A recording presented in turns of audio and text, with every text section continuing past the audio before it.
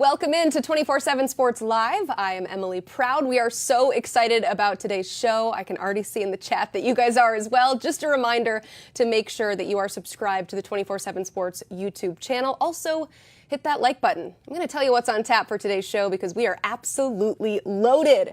Each week we have been rolling through season previews, and today we take a trip to Athens to check in with Jordan Hill and the Dogs, and Big 12 Media Days in Sin City. And thankfully, what happened in Vegas did not stay in Vegas. We'll get a full recap of what went down. Plus, today, we are bringing you exclusive content for the EA Sports College Football 25 video game. So let's start there. Throughout the show, we will be releasing exclusive gameplay video of the top 5 teams, according to EA Sports. Let's start off with Late Kick's Josh Pate introducing us to number 2, Ohio State. OHIO. This is not your ordinary Ohio State team, though. They clock in with the number 1 defense in EA Sports CFB 25. 10 players clock in with an 85 or better rating on defense alone, and that's led by safety Caleb Downs at 95 overall. The transfer from Alabama is the top safety in the entire game. They have the game's top-rated running back duo in Travion Henderson and Quinshon Judkins, who rate out at 93 and 95 respectively. It's Ohio State, so of course the wide receiver room is loaded. Emeka Egbuka returns at 93 overall. 85 overall, Carnell Tate, he's set to flash as a sophomore. And one of the top-rated true freshmen in the game, Jeremiah Smith, 84 overall. You'll have a veteran signal caller too. Kansas State transfer Will Howard at quarterback checks in at 85. He comes in and not only will he get the ball to these guys, but he'll have some sneaky run ability to make this one of the most difficult offenses to guard in the entire game. Let's keep talking about this video game and welcome in our friend Matt Brown of ExtraPoints. So excited to continue the conversation with you. You actually got your hands on this game by way of a demo a few weeks ago. And although that information that we just saw, the video, is probably new to a lot of our viewers, it's not new to you. You played as Ohio State. What's it like playing as the Buckeyes? Yeah, I did get a chance to play as Ohio State a few weeks ago, and the build that we had did not have the complete rosters put in there. There were a few players that were mentioned that weren't in the game when I was playing it. But how you guys described playing with Ohio State feels very accurate. This is a team that in the video game, you're going to be able to move the ball a bunch of different ways. You have a playbook that is, I think, more representative of what Chip Kelly has historically wanted to do, which is a lot of running the football. And as soon as you see defenses trying to creep in to load the box, Ohio State's going to have a lot of different weapons. Whether you want to throw the ball 35 times, whether you want to go run different option looks, whether you want to go do ground and pound, you're going to find ways to be able to do that, and you're going to have a very, very good secondary to provide that coverage for you on the defensive side of the ball. The latest news this week we saw was about Arch Manning. He got us real good. He said he was opting out. Now he is officially in the game. And this was a topic that you actually wrote about in your latest Extra Points newsletter. By the way, go check that out. What is the likelihood, Matt, that we see some well-known players missing from this game? Well, I had a couple of different folks at EA tell me throughout this process, and most recently earlier this week, that there are no nationally well-known opt-out players. People who are juniors and seniors and highly productive players across the board opted into the deal. There are going to be a few players at launch that I think astute college football fans would expect to be in the game that won't be there.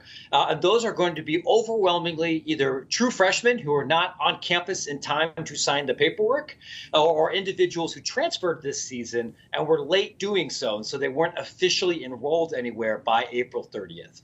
Those are athletes that EA understands. There's going to be a few folks that slip through the cracks, people that are on 2 deeps of Power 4 rosters or 2 deeps for bowl-eligible rosters. But there is a mechanism to continuously update those rosters, not just to include athletes that missed out during the spring, but potentially for true freshmen or walk-ons who flash during the season and play their way into the 2 deep. EA has told me we have financially budgeted to bring those people into the game. We have budgeted our time to bring them into the game. And we want those rosters, along with other assets for this game, to be what we consider to be a live service, things that are continuously updated throughout the season.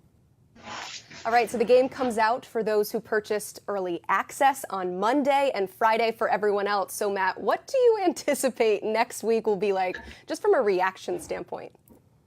I think the reaction from almost everybody involved, whether they're schools or athletes or consumers, is going to be overwhelmingly positive. There's so much pent-up excitement and anticipation for this game to return that I imagine a lot of people are going to be willing to overlook any kind of early technical hiccups and flaws, which generally happen with AAA games right as they're released, and focus on the most important things, which are the revamped Dynasty mode, the revamped Road to Glory mode, and the attention to detail for game presentation. There'll be time to iron out some of the wrinkles and bugs as we get closer to the actual football season, but I look at next week and the week immediately after as more celebrations, not just of the game itself, but what it means for everybody involved. Now, Matt, we're a little greedy here. We're already looking ahead to future iterations of this game and what that might look like. So what are some features that you would like to see added in the future? Well, I've actually talked to a couple of developers about this over the past couple of months. And I think what I would tell folks is, this game is really a foundational experience for what college football games are going to look like on this next generation of consoles. And there were several things that I've heard people at EA mention that, oh boy, we really wish we could have put in for this game. But in order to make sure that it was actually of high quality, we need to wait a little bit. One of the things that I think is quite likely would be for future games to have far more stadiums that are everybody involved in the NFL, stadiums that are used for neutral site games, historic stadiums. I think a lot of people would like to be able to schedule a neutral site game at Lambeau Field, which you can't do here, but I would not be surprised if that happens in the future. I also expect NIL to be a more significant factor in dynasty mode and recruiting once we have an idea of what NIL means that doesn't change every 2 months, which I imagine will happen in future years for this game. All right, before we let you go, you have been all over this video game, and you can check out more of your coverage at Extra Points. But what else can we find there? You can find a lot of coverage at Extra Points for all of the off-the-field stories that shape college sports. So if you're interested in better understanding all of the complex litigation facing the NCAA right now in plain English, if you want to understand how conference realignment works, if you want to understand academic research or history, or many of the other things that shape this sport, I think you'll enjoy reading Extra Points. It's something a lot of athletic directors and conference commissioners are already reading. You can find it too at extrapointsmb.com. I certainly enjoy it as well. Matt, thank you so much for being here. As we continue to release our exclusive gameplay video of the new college football video game, we continue to roll on with the #1 team in the nation, Georgia. One team in EA Sports College Football 25 is the Georgia Bulldogs at 95 overall. Look no further than their star quarterback, Carson Beck, who decided to return for another season as a big reason why Georgia is going to be tough to stop. Beck is a top 2 rated quarterback in the game, coming in at 93 overall. He'll have plenty of weapons to get the ball to, including their top returning wide receiver, 86 overall, Dominic Lovett, and rising tight end Oscar Delp. He's rated 90 overall. You won't have to only rely on the passing game, though. Florida transfer running back Trevor Etienne, 88 overall, leads a talented backfield behind one of the game's top offensive lines, head by the #1 guard in the game in Tate Ratledge. He checks in at 95 overall. As you'd expect, you'll also get to command some elite defensive players, such as edge Michael Williams at a 93 overall, and Malachi Starks at corner, a 95 overall. Both are top 5 players at their respective positions on the #2 rated defense in the game. Hey, hit that like button if you want to see more exclusive videos from the game. And that was a great lead-in to our next segment as we preview the Dogs' upcoming season. But first, let's go to last season. Georgia with 12 straight wins, a record 29 straight if we're really getting technical here. But a loss in the SEC championship game to Alabama meant no playoff berth. It ended on a high note, though, with a 60-point victory over Florida State in the Orange Bowl. So let's bring on Jordan Hill from Dawgs247. Jordan, before we get into our season preview, I do have to ask you about the unfortunate news coming out earlier today. Yet another arrest coming out of this Georgia program. You've got linebacker Smile London, offensive tackle Bo Hewley, both arrested this week on misdemeanor charges involving reckless driving. Given this latest news and things that have happened in the offseason for Georgia's program, what's the latest here? It's a situation where we're sort of still waiting to get all the information from the police over what had happened. These are 2 separate incidents, which I think to me is particularly interesting. Bo Hewley, a redshirt freshman offensive tackle, was arrested Tuesday night. Smile London was arrested Wednesday night. And we've learned this afternoon, the AJC and the Athens Spanner-Herald have both reported that DeMello Jones was also involved in that incident with Smile Munden. So we're sort of waiting to see. You know, this is a situation that's really serious for Georgia. We're talking about, at this point, 5 players this offseason have been involved in driving-related offenses. So it's a situation, you know, we're only about a year and a half removed from the car accident that claimed the lives of Devin Willock and Chandler LaCroix. So all eyes are on Georgia right now, and understandably so. Again, we're waiting for all the information from the police, but you know, it's going to be a situation Kirby Smart is sure to be asked about next week when we get to Dallas at SEC Media Day. I'm sure you guys will be on top of it as well at Dawgs247. You can continue to read that coverage there. I do want to ask you about football, though. Pivoting hard here to Michael Williams. He is pivoting himself, making a shift to the outside. How could this potentially affect Georgia's defense? I think it's a big opportunity, first off, for Michael. And he was a guy that, you know, you look at his sophomore season, I think, especially statistically, it was a little bit disappointing. He'd sort of been a breakout freshman for Georgia 2 years ago. And I think he sees that he's a versatile guy. He's a guy that when he signed with Georgia, sort of advertised as an outside linebacker. He's mostly played at defensive end. But I think he sees that, hey, they can line him up and let him loose and make offenses guess about where exactly number 13 is going to be on the field. So he looked really good at G-Day back in April. They kind of let him loose, had him on the defensive line, had him standing up. He had an outstanding game. I think they realized that he's a guy that can take on a lot in this defense. And not only will it let number 13 get out there and make a bunch of plays, but they've got a ton of talent on the defensive line. I think that opens up reps for some of those guys. And I think this defense is ready to make the most of it. On the offensive side of the ball, Carson Beck went into last season knowing that he was the starter, but this season he enters with tons of high expectations. What have you seen from him in the offseason as far as how he's preparing differently for the increased expectations going into 2024?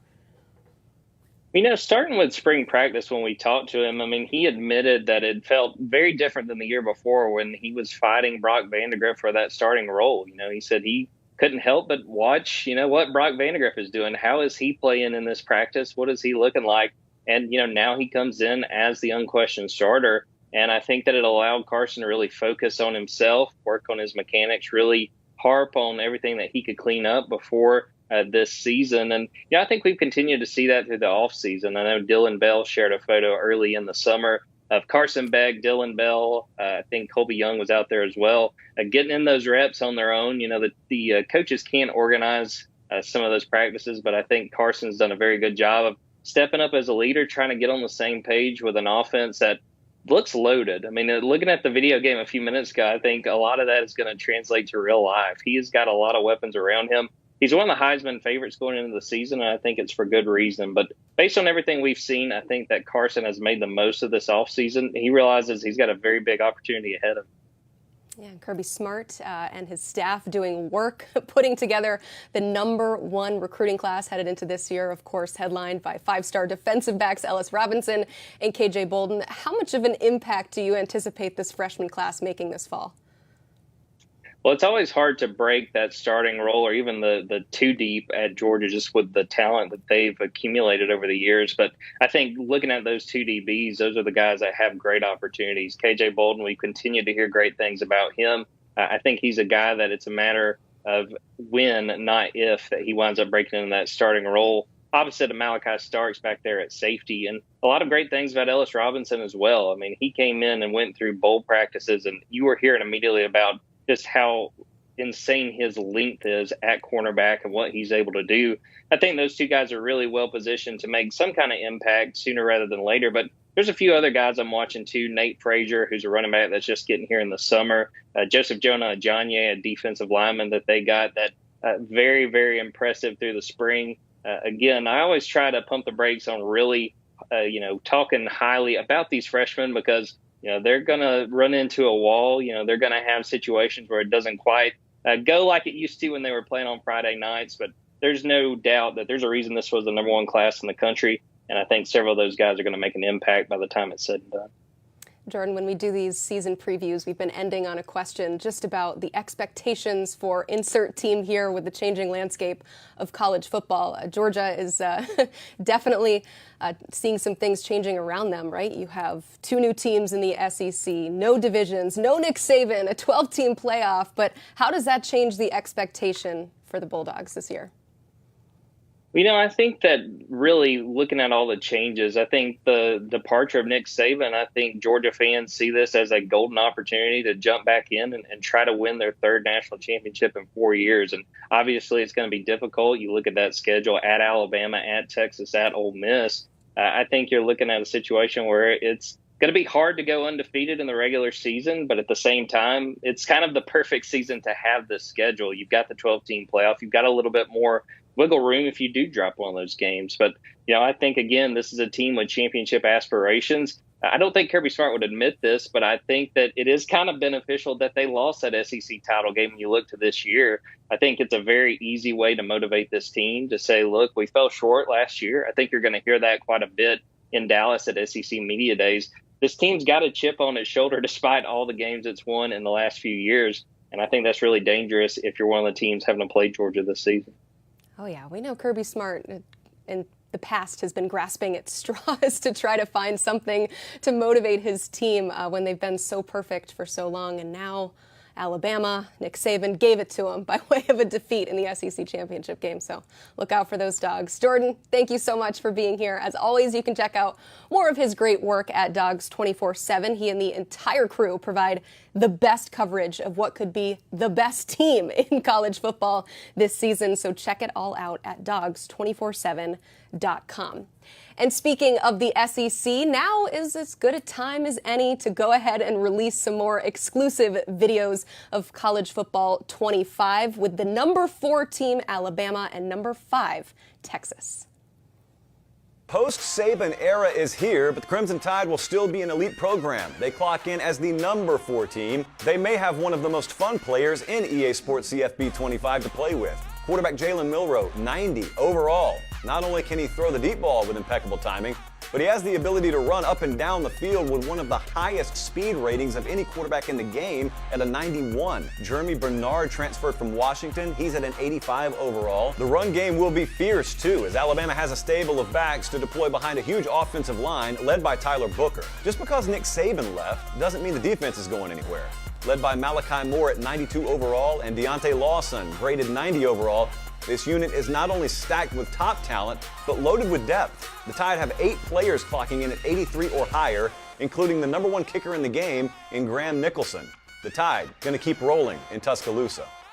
Fresh off a year where Texas put the entire nation on notice, you now get a chance to take control of the Longhorns in EA Sports CFB 25 and see how many times you can get the Cannons to go off and rile up Beefy Bevo in his pen. Look no further than our cover boy, quarterback Quinn Ewers, who at 92 overall is a top 5 quarterback in the game. But to describe the offense in one word, speed. Led by Alabama transfer Isaiah Bond, who clocks in at 88 overall, and Silas Bolden and Matthew Golden clock in at 86 apiece. And they'll also be handing it off to one 5-star running back in C.J. Baxter. He's an 87 overall. The Horns have the goods on defense, too. Edge Trey Moore is a top 10 rated edge at 89. 5-star linebacker Anthony Hill clocks in at 86. And the secondary, Andrew Makuba, 89 overall. Malik Muhammad, 87 overall. Could this be one of the best in the SEC? Absolutely. Texas and Oklahoma are Big 12 members no more, but hey, pay no attention to the name of the conference. It could change anyway. But also, the Big 12 now has 16 teams thanks to 4 newcomers: Arizona, Arizona State, Colorado, and Utah. Let's go ahead and bring in our boots on the ground reporter, national recruiting analyst, Blair Angulo. Hello, friend. So excited. He was in Vegas this week, so he comes bearing some good nuggets from Big 12 Media Days. And Blair, anytime Coach Prime speaks, we all listen. So let's start there. What do you take away from what he had to say in Vegas this week? I thought he was calm, cool, and collected like Coach Prime usually is. It was 117 degrees outside when he took the stage, but you couldn't really tell that he was fazed by that heat. I was really interested to see and to hear what he would say about his offensive line. We've heard him before be very critical and maybe at times a bit too harsh considering all the coach speak that we hear from coaches, but he was very, I think, transparent about what to expect from that unit up front. They've had to obviously protect Deion Sanders. They didn't do a good job of that last year. He thinks they've revamped. He thinks that they've gotten stronger and bigger up front. That was a big takeaway for me. The other thing is he's a very popular figure within the new conference. The new commissioner, Brett Yormark, talked about how he's really excited to have him in there. Deion, in a way, echoed some of those sentiments and said he was the best commissioner in the sport. You had Gus Malzahn talk about how big of a fan he is of Coach Prime and the awareness and the attention that he's bringing to the Big 12 Conference. And I'm hopping into my Uber on the way to the airport, Emily, following day 2 of media days. And the Uber driver's like, is this where Coach Prime was? And he has no idea what the Big 12 is, but he knew who Coach Prime was. So that's kind of where we're at with the Big 12 and the impact that Deion Sanders could have. That's exactly why I led the segment by asking about it. I know a lot of people want to know what he had to say, and of course, I'm sure he made a grand entrance into this new conference. Not the only newcomer, though. I listed off the 4 new teams headed to the Big 12 this year. Overall, just taking a vibe check here, how was their integration into the Big 12 Conference at Media Days this week?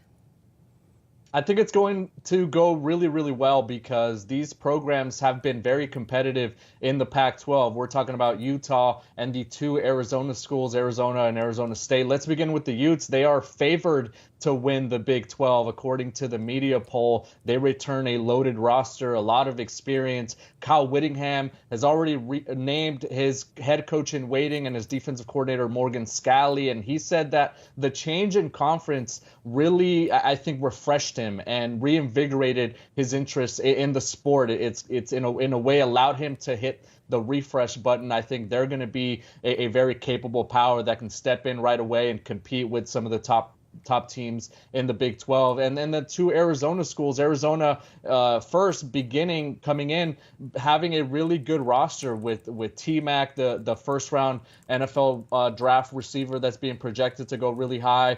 You have Noah Fafita, the quarterback, who was really electrifying last year. They have a loaded roster for Brent Brennan, who really deflected a lot of the praise that this team has garnered because he said he had nothing to do with it. He just took over for Jedd Fisch and is doing his own thing. And then Kenny Dillingham and ASU, I'm not sleeping on them, although they were picked to finish last in the Big 12. I think Dillingham has been pushing a lot of the right buttons with that roster, with that team. I think his offense is really explosive. We've always talked about the Big 12 putting up a lot of points. I'm expecting Dillingham to be able to keep up with a lot of these high-octane offenses. So I think all those 3, along with Colorado, are going to draw a lot of attention this fall. We saw the new Big 12 members last year struggle a little bit out of the gate, but as you just laid out, in anticipation for a little bit better transition for these new conference members. All right, unfortunately, a big storyline ahead into Media Days was an off-the-field incident with possibly the best player in the conference this year. Oklahoma State's Ollie Gordon, the running back, was arrested on June 30th under suspicion of DUI. Now, Gordon, to his credit, showed up at Media Days, fielded the tough questions, but his head coach, Mike Gundy, made headlines for his comments, saying he looked up the legal limit and said that he could have been guilty of that 1,000 times. He later clarified his comments, posting this on X. My intended point today at Big 12 Media Days was that we are all guilty of making bad decisions. It was not a reference to something specific. Blair, you were there. What's your take on how all of this was handled? I'm a media member and I love good quotes, and sometimes we knock a coach for not giving us truthful answers or something that's good that we can use when we write about stories or we put out on tweets or we talk about on reports. He could have easily pointed to the press release statement, which is very robotic usually and sometimes seems AI generated. So I really respect that he went out in front of the cameras and Ollie was there as well. And they were answering questions. They could have easily said, no, I'm not going to speak on this. We're going to deflect this and you can refer to the statement that we released. However, obviously this is going to draw attention. Remember, Mike Gundy is one of the guys that famously said, "Come after me," right? When back in the day when he was 40, I guess. But I think that's the thing about this whole process, is that they are trying to be transparent. They are trying to speak on things, and when a coach does try to open up a little bit more and give you more than maybe he would in a statement, then we can't completely bash what he was trying to say. On the other side of things, Brett Yormark, who you mentioned earlier, said he is fully open for business, reiterating an initial message. Now we have reports that potentially there's conversations between adding Florida State and Clemson in the future. He talked about private equity, everything. We're probably not going to hear similar things when we hear from the commissioners of the SEC and the Big Ten in their media days in coming weeks. It's definitely different in the Big 12. So with all of that as a landscape, Blair, where do you see this maybe progressive and innovative approach featuring and fitting in to the future of college football?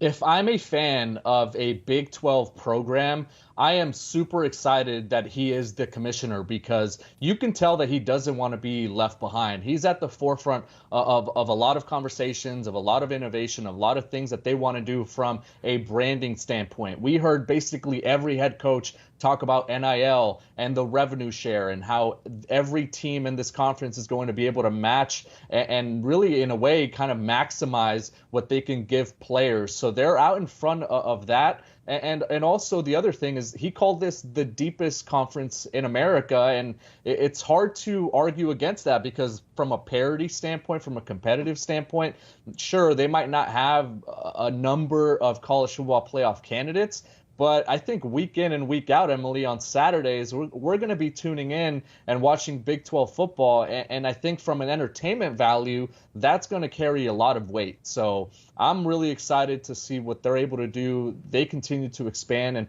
push the boundaries in a way. They still want to kind of keep pedal to the metal. And he did say that they need to be at the forefront of things, and they need to continue to be bold. So that's exactly what they're going to try to do.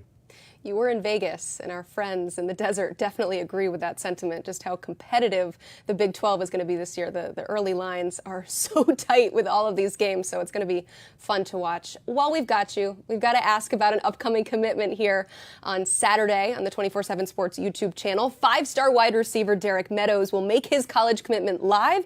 You see his finalists, they're down to Alabama, Georgia, LSU, Michigan, and Notre Dame. You can watch it July 13th at 3 p.m. Eastern. So Blair, our recruiting expert, what will one lucky team be getting in Derek Meadows? A tremendous playmaker, one of the freakiest athletes in America, 6'5", 6'6", about 200 pounds, can jump out of the gym. He's a hurdles champion there in the state of Nevada, a Gatorade Athlete Player of the Year, can high point the football with the best of them. I think whoever gets him is going to get an immediate impact type of player, a player that can go in there day one and really mix in something else that no other receiver in that room will be able to give that team. This has been a really tight battle. Notre Dame has a lot of the momentum. They've had a lot of the buzz throughout this recruiting process. He took official visits to those other 4 SEC schools that you saw there on his top 5. This is a really tight battle. I'm excited to hear what Derek Meadows has to say this Saturday when he comes off the board. Sounds a lot like the Big 12, right? We have no idea what's going to happen. Blair, thank you so much for being on the show. We appreciate it.